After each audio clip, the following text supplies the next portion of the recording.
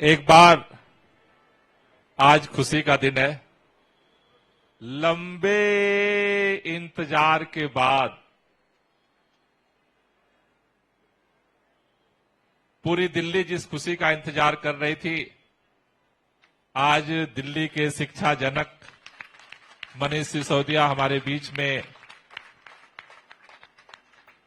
दिल्ली के खुशनुमा आजाद आबो हवा में सांस लेने के लिए सुप्रीम कोर्ट के आदेश के बाद कल दिल्ली में पदार्पण किए। आज सुबह वो हनुमान मंदिर जाकर के आशीर्वाद लिए, महात्मा गांधी की समाधि पर पहुंचे और भगत सिंह का जज्बा जिसको लेकर के वो 17 महीने से इस तानाशाही से संघर्ष कर रहे थे, तो एक बार दोनों हाथ की मुट्ठियां बांध करके दोनों हाथ ऊपर करेंगे और पूरी ताकत से इतना जोरदार आवाज में आवाज निकलनी चाहिए कि हमारे मुखिया अरविंद केजरीवाल तक ये बात पहुंचे कि मनीष सिसोदिया बाहर पहुंचे हैं और कार्यकर्ता अब अरविंद केजरीवाल के भी आने का इंतजार कर रहे हैं। इस खुशी में उस इंतजार का भी जोश होना चाहिए।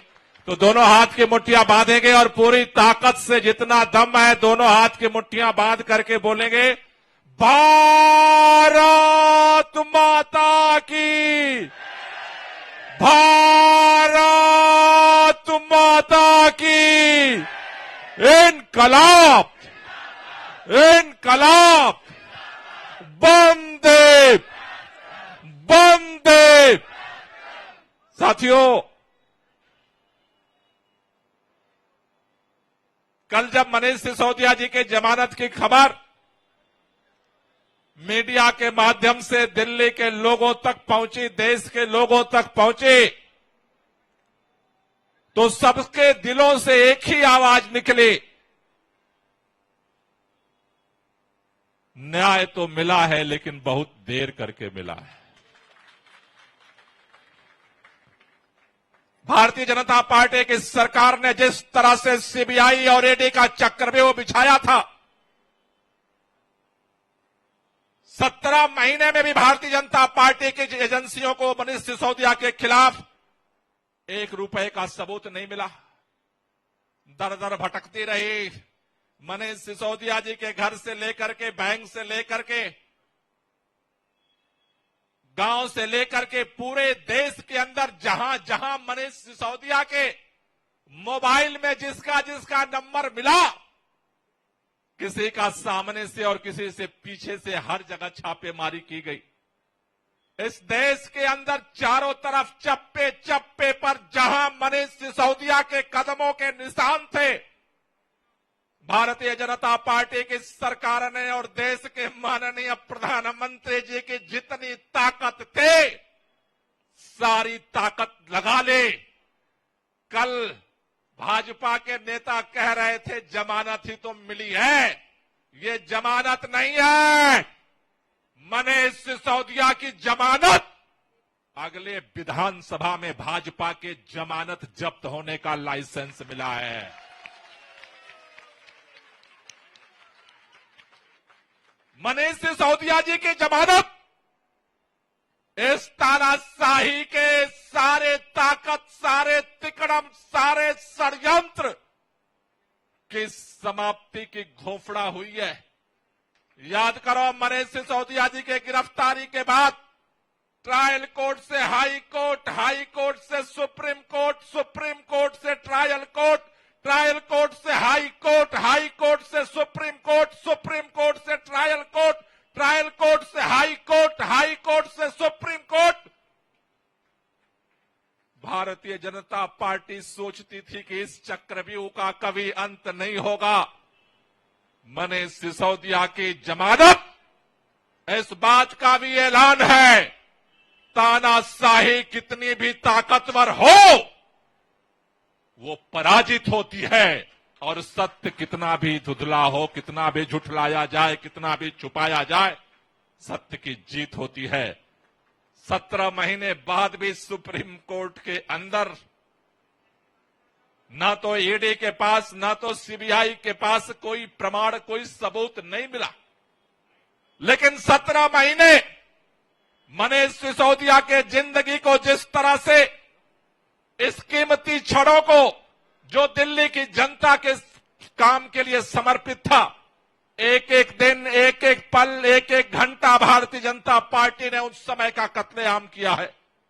अरे दिल्ली के लोगों ने तो प्रचंड बहुमत से आम आदमी पार्टी की अरविंद केजरीवाल जी के नेतृत्व में सरकार बनाई।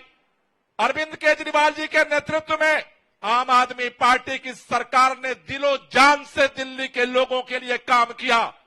इन सारे षड्यंत्रों के बावजूद, सत्येंद्र जैन जी को जेल में रहने के बावजूद, 17 महीने से मनीष सिसोदिया जी को जेल में रहने के बावजूद, मार्च से अरविंद केजरीवाल के जेल में रहने के बावजूद, 6 महीने संजय सिंह जी को जेल में रहने के बावजूद, मैं भाजपा के लोगों को विनम्रता से चैलेंज देकर कहना चाहता हूं,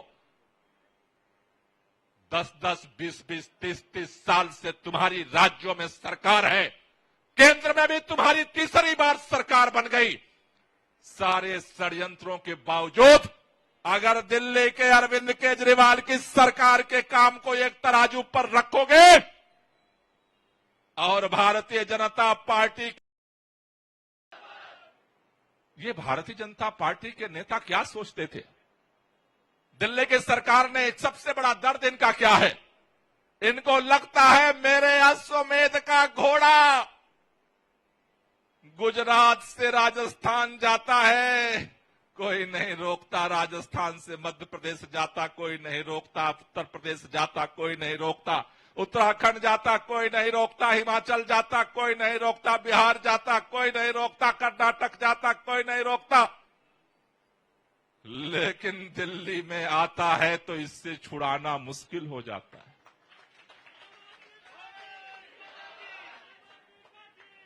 सारी ताकत लगा लिया भारतीय जनता पार्टी ने, लेकिन भारतीय जनता पार्टी को इस बात का घमंड था कि 15 साल से एमसीडी में हमारी सरकार है, लेकिन इस बार दिल्ली के लोगों ने वहां से भी विदाई कर दी।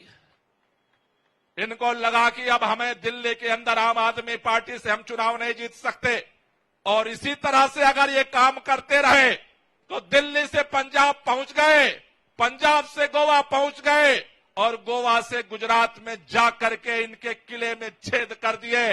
अगर आम आदमी पार्टी इसी रफ्तार से बढ़ती रही, जिस रफ्तार से आम आदमी पार्टी राष्ट्रीय पार्टी बन गई, जिस रफ्तार से देश के अंदर लोगों के दिलों में घर करने लगी, अगर यही हालत रही, उनको इस बात से सपने में भी डर लगता है कि अगर जैसे दिल्ली वालों ने 70 में से 67 सीट का रिकॉर्ड बनाया, एक दिन अगर देश के अंदर ऐसे ही देश वालों ने सोच लिया और केजरीवाल का झाड़ू चला दिया तो इनका क्या होने वाला। और उसके बाद ये षड्यंत्र शुरू हुआ फर्जी केस बनाने का, नई कहानी बनाने का।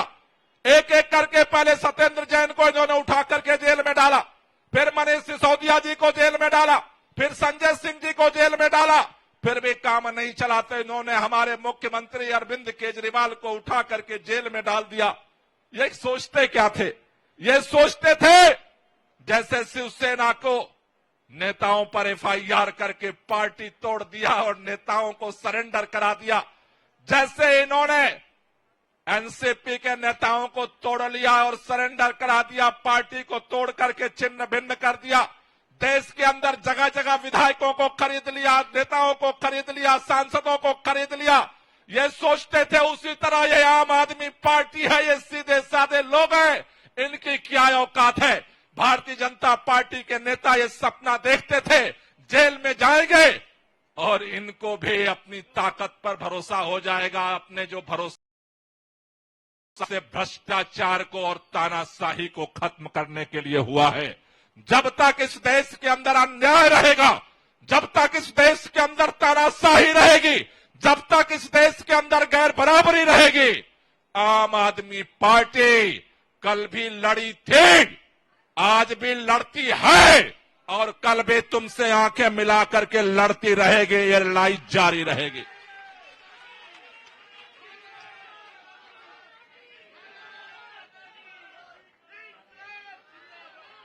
इसलिए मैं एक ही बात कहना चाहता हूं, जब मनीष सिसोदिया जी की गिरफ्तारी हुई, कई लोगों के दिमाग में अंदर दुविधा पैदा हुई।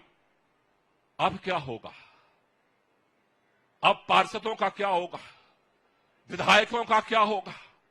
कार्यकर्ताओं का क्या होगा? मैं एक ही बात कहना चाहता हूं और भाजपा के लोगों से कहना चाहता हूं, देश की जनता ने तुम्हें संदेश दे दिया है, लेकिन अगर तुम सोचते हो कि तुम्हारे चक्रव्यूह से कोई बिकने वाला है, झुकने वाला है, टूटने वाला है, और वो भी मनीष सिसोदिया, 7 जन्म लग जाएंगे मनीष सिसोदिया को तोड़ने में, झुकाने में और अपने रास्ते से हटाने में। कल भी मनीष सिसोदिया चट्टान की तरह खड़े थे देश के लोगों के लिए, आज भी चट्टान की तरह खड़े हैं, और कल भी जब तक आखिरी सांस ये लड़ाई हम लड़ेंगे और ये लड़ाई जीतेंगे।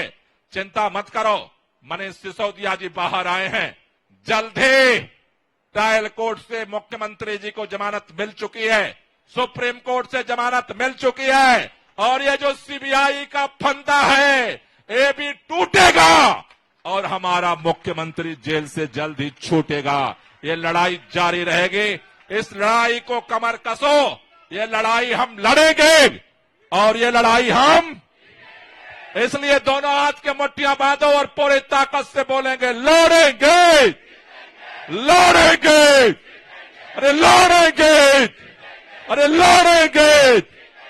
भारत माता की। आप सब लोगों का बहुत बहुत शुक्रिया।